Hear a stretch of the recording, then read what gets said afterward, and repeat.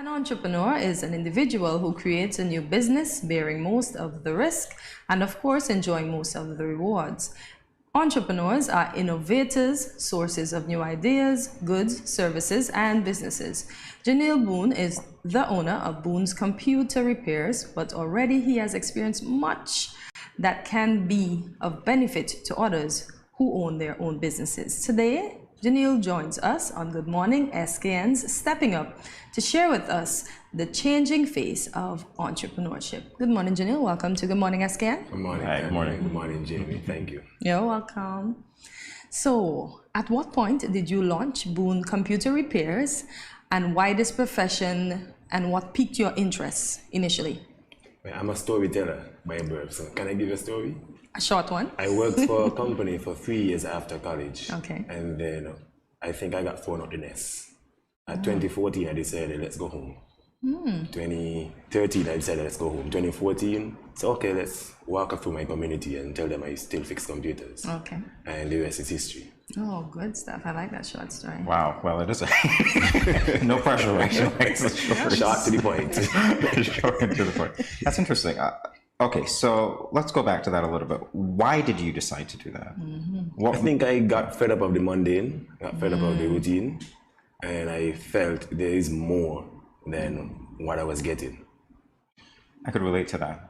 So do you find now that you are an entrepreneur that it satisfies you in whatever different way that perhaps working for somebody else? Yes. Because the smile on his face. Tell me about that I satisfaction. must say though, and to not get the misconception that you're working for less hours, I left an 8-hour job to now work for almost 22 hours out of 24. So, especially because I did that in my bedroom for the most part. So whenever I roll over to go back home, I remember there was a computer doing an update. So I sat to see how it's going about. Okay. So, but however, ultimately, I love it. I love beyond computer, and we got there in due time. Okay. So how did the pandemic affect your business, and how did you adjust to that? It blew me. I'm a computer technician, so I'm one of those few persons that that felt it hard. It just skyrocketed. And then I also work in the radio industry. So I was also one of those few persons that were able to come out during the lockdown. So you were never locked in. So, See, we saw that. We saw the clip of you. I'm like, you're doing it all. You've got these skill sets that just seem to ensure that you bloom. All right, let's talk about your logo. It's quite interesting. my logo. Yeah. 2018, I met a young lady from Venezuela in the US on something called Wiley. And her computer broke down. And we decided, instead of you pay me, let's work on my logo. And we started working on that. About 3 months later, I had this.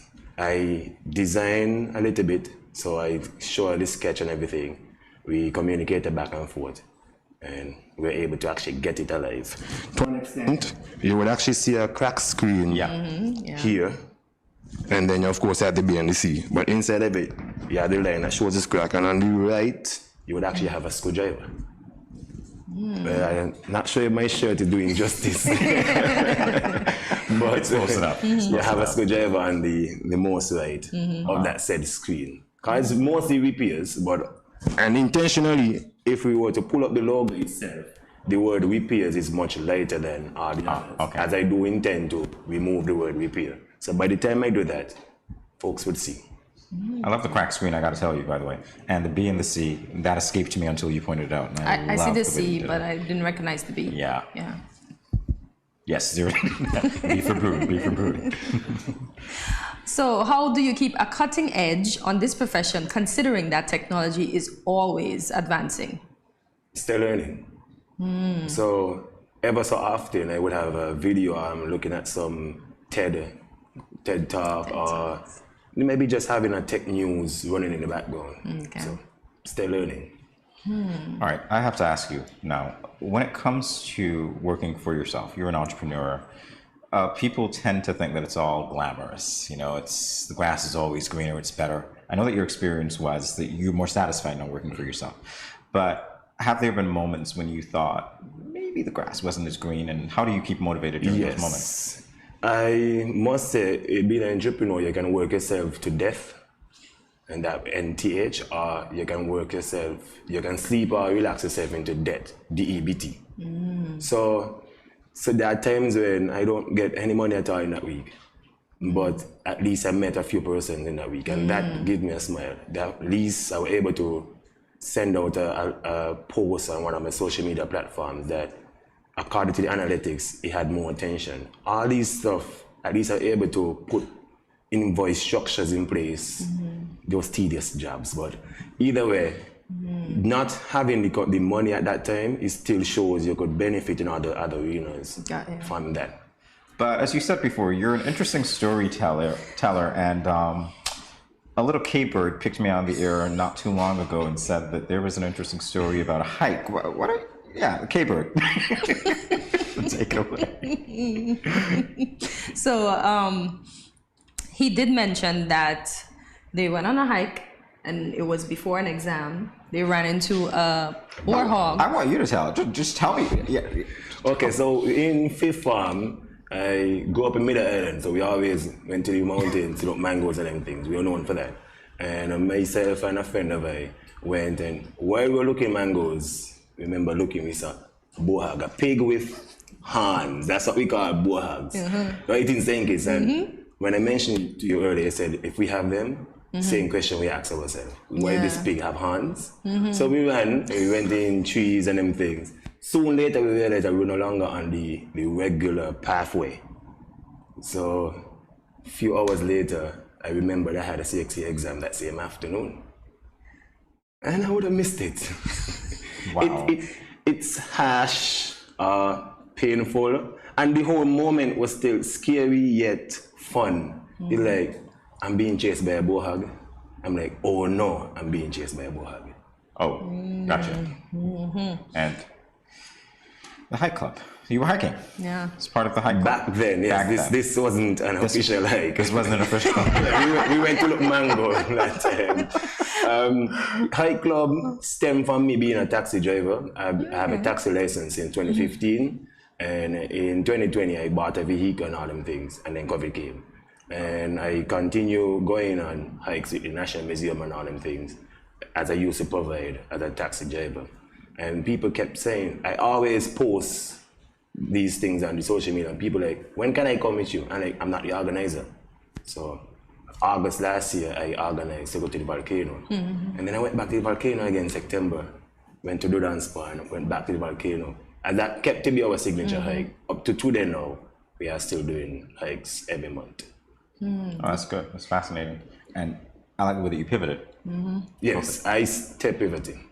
Yeah, you wear many hats indeed. Many hats. Shades. I prefer shades and hats. Okay, you wear many shades. Many shades. But how do you manage with the radio station, the computer repairs, the taxi driving, and still organizing hikes?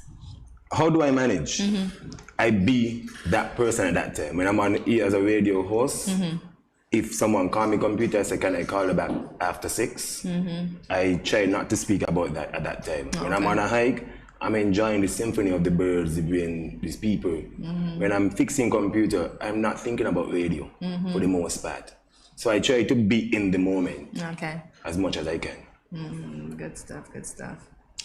All right, so let's talk about your platform, the LEES, Leadership Empowerment and Educational Source. What's the objective? To empower people as much as possible. To show people that you may think that I'm doing all this, you can too. You show them that most of this is already in you, or around you. You are thinking about becoming a millionaire, but you have a oven in your kitchen that you can bake. That's a start. You may like hikes. How about you start actually carrying people on hikes? And that's pretty much how it is, to make these things available for you. All right, so how does that work? Do you have any events? Do you speak publicly? What is that? I do private speaking, whether it's at school or you're going to hire me to do a training and what's not. But in 2019, I did a leadership retreat. From then, pandemic came. I have now been doing a startup huddle sponsored by the US and the Taiwan Embassy. And every month we meet with 25 entrepreneurs and we just talk about things, learn about our differentiators, our logos, our visibility. We just give a whole large amount of freebies to these people there. And that's pretty much how it goes from there. It's a way to pay it forward. It is. Yeah. So you are the host of the Big Ask podcast. Tell us about that. Let's back it up. I couldn't host Lee's in 2020. Okay. So I got frustrated. One time I couldn't pivot. I like, what can I really do? I don't want to go virtual. So being in radio and everything, I then realized there's another cousin to radio, which is podcasting. So I decided to put Lee's September 2020 in recording a few episodes of what would have taken place on Lee's and put it out. And to date, we try to bring out an episode every week or so. Yeah, talking about leadership or entrepreneurship. Because I was just going to ask, what topics do you speak about on the Big Axe? Pretty much anything any perspiration that can come from me, and I use that word intentionally. So if it can come out of me, I'm going to speak about it. Oh, good stuff. Good The stuff. Big Ask. Okay, why the name The Big Ask? A big question really is like asking someone successful what is the biggest failure. You can expect some of those questions, and those questions give you the most meat. Yeah. You made me want to ask you that, but we don't have time. Now you say that. My biggest failure would be telling you that. For now. So before we go, I would like to close out with the final question. What advice would you give to young entrepreneurs out there? So you look right there. Go hard or stay home. I can't tell you go home, but go hard or stay home. You want to realize that you are writing your own script. So be careful, be mindful. Ask yourself, what would someone say about you 200 years from now? How would someone want to carry on what you are doing now when you are gone? These are some questions to consider. But most importantly, go hard. That's pretty much. Hey, great advice, Janeel. Indeed. Great advice. Yeah, maybe one of these days you'll be sitting here. We'll talk about that later.